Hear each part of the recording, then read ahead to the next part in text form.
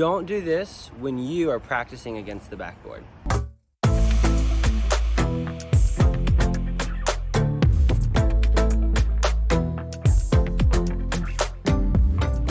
There are 4 primary things that I would recommend that you avoid if you're wanting to train against a backboard. Number 1, don't stand in one place and don't let the ball bounce twice. This is unrealistic.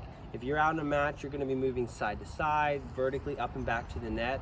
So you want to replicate that type of match type scenario in your training while you're hitting against the backboard.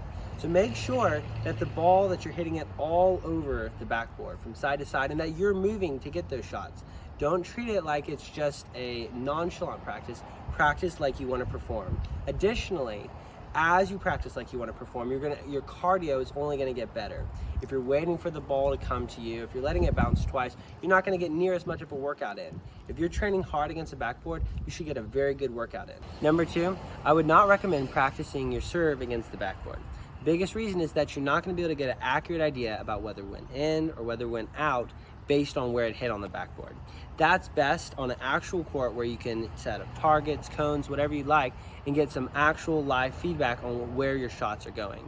So I wouldn't recommend practicing your serve against the backboard. If you're out on a court anyways, save the backboard for more baseline type of drills and then use the full court for more the actual serve drills. Number 3, avoid hitting your shots close to the net line that's been painted on the backboard. Now this particular backboard doesn't have a net line painted on it, but what you can still do, even if this is the case for you, is try and get that shot as close to the top without going over as you can. This is going to give you far more margin when you're actually playing, and it's going to help produce deeper shots for you. Also, when the shots goes higher up on the backboard, it's going to bounce deeper on the court for you. That can help you work on other things like taking the ball on the rise.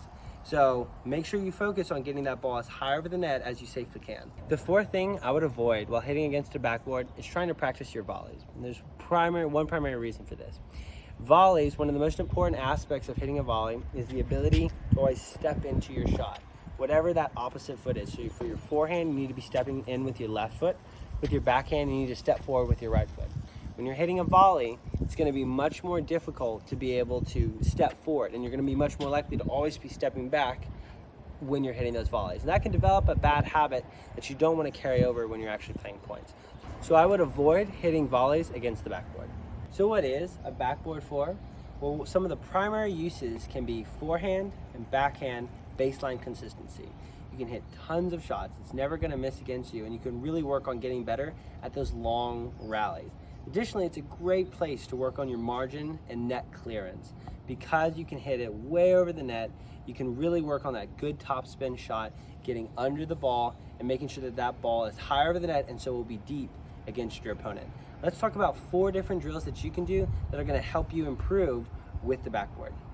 Number 1, I would recommend a drill that focuses on your forehand down the line consistency. So all you need to do is take your ball and try and get it 20 times in a row just hitting forehands. Also focus on depth. The way to do that is see if you can get the ball high enough over the backboard net line. That way it'll bounce beyond the baseline each time as you're moving back. So that can help on your forehand down line consistency, net clearance, and depth. Number 2, focus on that same drill, but this time with the backhand. This is going to be very challenging. See if you can make 20 backhands in a row that you're focusing on down the line. So you're only hitting backhands here, so you can get 20 in a row, and again, you're focusing on that depth and the net clearance. You're gonna find that this is a lot more challenging than your forehand, but if you can master this and get confidently 20 shots in a row, your backhand will improve dramatically. Number 3, focus on taking shots early and on the rise when you're hitting against a backboard.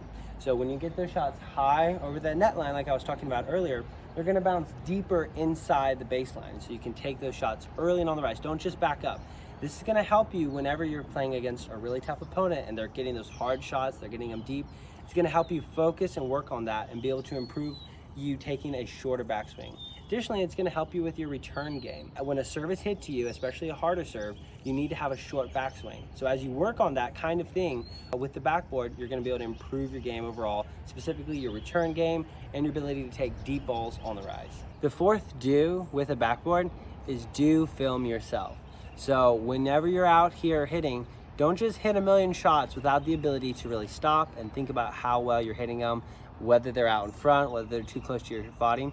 Set up a phone to the right of the court, to the left of the court, wherever you'd like, so that way you're able to see your shots. And especially I would focus on, am I hitting the ball out in front? Am I making contact out in front? Or is it close up?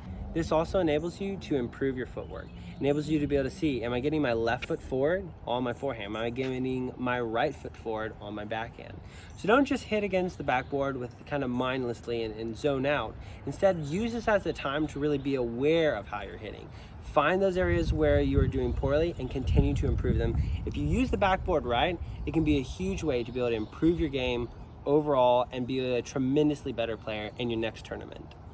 Thank you so much for watching this video. If you found it helpful, please subscribe and leave a comment down below and let me know what you're going to do next time you're at the backboard.